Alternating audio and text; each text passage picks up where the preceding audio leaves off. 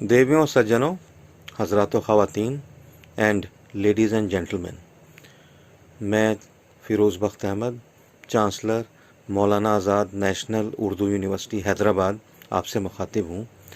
बहुत अफसोस हुआ ख़बरों से जब पता चला कि हमारी जो सीनियर पॉलिटिशियन है वेस्ट बंगाल की और चीफ मिनिस्टर ममता दीदी कि उनके ऊपर अटैक हुआ। ये बड़े अफसोस की बात है और हिंदुस्तान की डेमोक्रेसी में ऐसी गलत हरकतों की कोई जगह नहीं है, कोई मकाम नहीं है।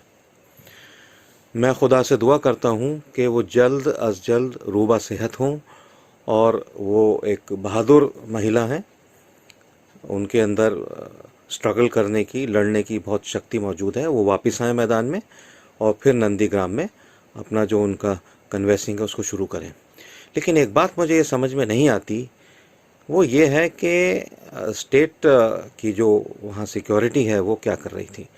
ममता दीदी ने कहा कि 5-6 लोग आए, 4-5 लोग आए, उन्होंने उनको अटैक किया।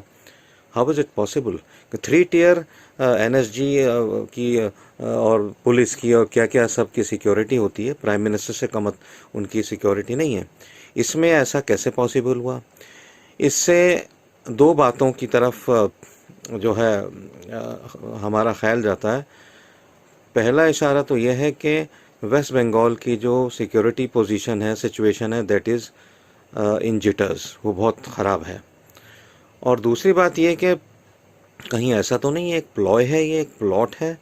आगे जो दूसरी पार्टीज़ के, अपोजिशन पार्टीज़ के जो कैंडिडेट्स हैं, कांग्रेस के हैं, बीजेपी के हैं, लेफ़्ट के हैं और हैं, उनके ऊपर भी कुछ इस तरह के अटैक्स ऑर्केस्ट्रेट किए जाएं कि जब ममता दीदी को, चीफ मिनिस्टर को लोग जो है अटैक कर रहे हैं तो उनकी क्या औकात है, वोटर्स को डराया जाए।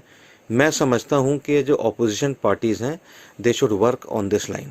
अगर ऐसा है, मैं समझता हूँ होगा नहीं, लेकिन खुदा न खास्ता अगर ऐसा है तो they have to be alert and alarm. और आखिर में बस इतना ही कहना चाहूँगा कि इस किस्म की हरकत व सकनात India has world's best democratic system, ठीक है, नंबर 1 डेमोक्रेटिक सिस्टम है, बहुत ज़बरदस्त है।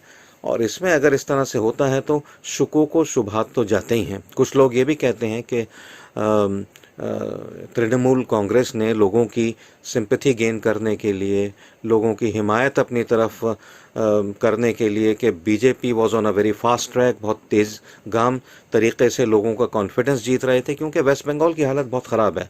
मेरे फादर नूरुद्दीन साहब वहाँ पार्क सर्कस ब्राइट स्ट्रीट में रहा करते थे, तो मैंने देखा कि 30 साल का जो राज है लेफ़्ट का और फिर कुछ कांग्रेस का, फिर अब ममता दीदी का 10 साल का, I mean the state is in a shambles. तो मेरे ख्याल से लोग वहाँ के एक चेंज मांग रहे हैं और शायद तृणमूल कांग्रेस के हिमायतियों को पता चल गया है कि उनकी दाल गलने वाली नहीं है, तो कुछ स्टेज मैनेज करके कुछ जो है इस तरह का, जैसे कई लोग कह रहे हैं, बीजेपी के एक स्पोक्स पर्सन भाटिया साहब कह रहे थे कि ये सब ड्रामा है। कहीं ऐसा तो नहीं है, मुझे लगता नहीं ऐसा है। लेकिन एक बात ज़रूर जो है मुझे याद आती है कि बचपन में हमने पढ़ा था कि जब गीदड़ के बुरे दिन आते हैं तो शहर की तरफ भागता है, और मैं सोचता हूँ पॉलिटिशियन के बुरे दिन आते हैं तो गांव की तरफ भागता है।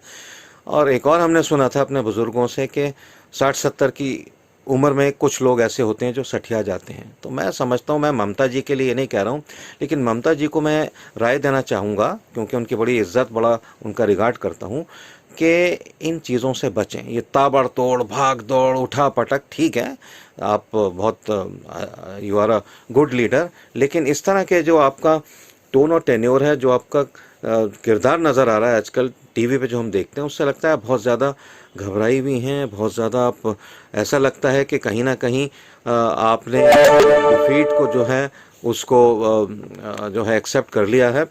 तो इन चीज़ों से बचें। आप एक अच्छी नेता हैं, पब्लिक हेड आपके ऊपर है, और मैं आपकी सेहत के लिए एक बार फिर दुआ करता हूँ, और ये भी दुआ करता हूँ कि बहुत पुरसुकून तरीक़े से मगरबी बंगाल के अंदर इलेक्शन हो जाएं और जो भी नतीजे आएँ उससे जनता का फ़ायदा हो।